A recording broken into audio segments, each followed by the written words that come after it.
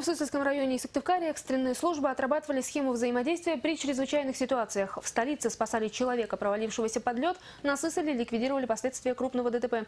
За учениями наблюдали Елена Кононова и Роман Истомин. Их большой репортаж смотрите прямо сейчас.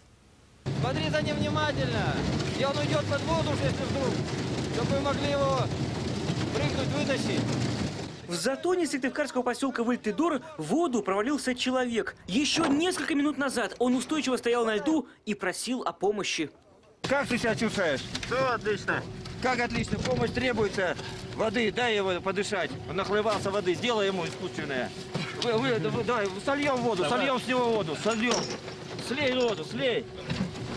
Спасатели подоспели вовремя. Шанс выбраться из воды с такими кусками льда самостоятельно, в общем-то, есть не у всех. На все про все при такой температуре у человека не более 20 минут до летального исхода. Значит, предварительный диагноз. Он нахлебался воды и общее переохлаждение.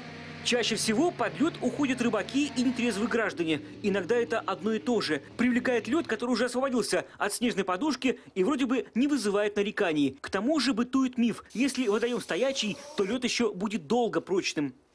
Не зная броду, не лезьте в воду. Непререкаемая истина, которая особенно актуальна сейчас, весной, когда лед тонкий, а течения не видно.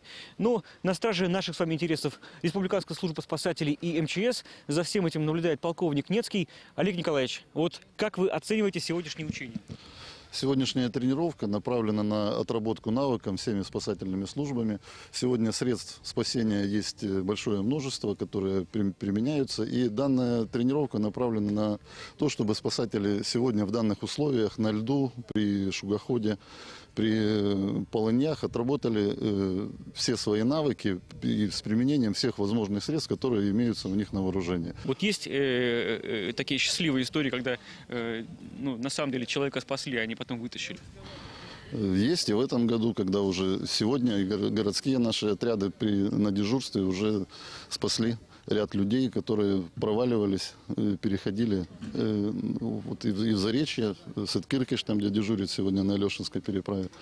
Вот. Все-таки люди запреты нарушают. Спасения продолжаются. Только сегодня в Сыктывкаре из водных оков вызволили уже третьего человека. Жительница Заречья пыталась по льдинам дойти до дома. Впрочем, нарекания в ходе учебной подготовки есть и к самим спасателям. Допустим, вот сейчас вот ребята шли, они должны были идти ползком, а не стоя.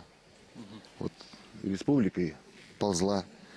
Попробуем еще с собак, хотя собаки у нас обучены на поиск людей. Попробуем их использовать. Мы прошлый год использовали, были ошибки. Собака, ладно, не совсем справилась. Сейчас посмотрим, как сейчас справится она. В этот раз собака не побоялась холодной воды и донесла конец веревки до утопающего. Испытание прошел и пневматический пистолет «Филин-2», который стреляет веревкой на 200 метров. По сути, он дублирует функции собаки в такой операции. Особых проблем на воде выявлено не было. Всех, кого надо, спасли. А где же в это время была Елена Кононова? Узнаем прямо сейчас. Да, Роман, здесь возле Чукаиб развернулось целое действо. Экстренные службы Визинги бросили все силы на спасение пострадавших ДТП. По сценарию на трассе Сыктывкар-Киров в лобовую столкнулись две автомашины. Авария случилась в 16 километрах от Визинги. В одном из авто сильно пострадали шофер и пассажир. Через 10 минут на место ДТП приехали сотрудники ГИБДД и отцепили дорогу. Затем подтянулись скорая помощь и спасатели. Вот сотрудники пожарной части отсоединяют аккумулятор машины, чтобы не было пожара. Обесточено. Двери заклинило, и спасатели разбивают заднее стекло. Кстати, в машине не манекены, а настоящие люди. Пострадавшим на шею надевает специальный воротник во избежание травмы. После этого накидывает покрывало, чтобы не поранить при работе с гидравлическими ножницами. Эстафету тут же подхватывают медики. Работа идет почти синхронно. Внутривенный укол, специальная маска, искусственное дыхание. Для сотрудников ЦРБ главное спасти человека. Так как лобовое столкновение похоже, возможно травма позвоночника, шейный отдел позвоночника. Поэтому твердая поверхность необходима. Так как пульса нету на сонной артерии, проводим сердечную легочную реанимацию. По словам участников учений, эти навыки нужны в реальной жизни. Только в Сысольском районе за год случается 300 дорожных происшествий, и количество пострадавших растет. Это хорошая подготовка, то есть уже спасатели и медики, и ГИБДД уже приезжая уже на реальное ДТП, они уже если сработали, то получается действия уже отработаны, они работают по отлаженному графику.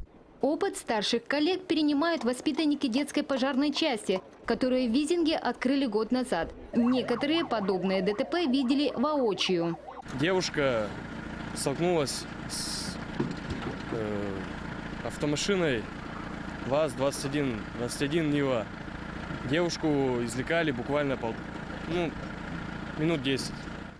Экстренные службы справились на 5. Высокую оценку поставил начальник пожарной части в Визинге Владимир Исенбаев.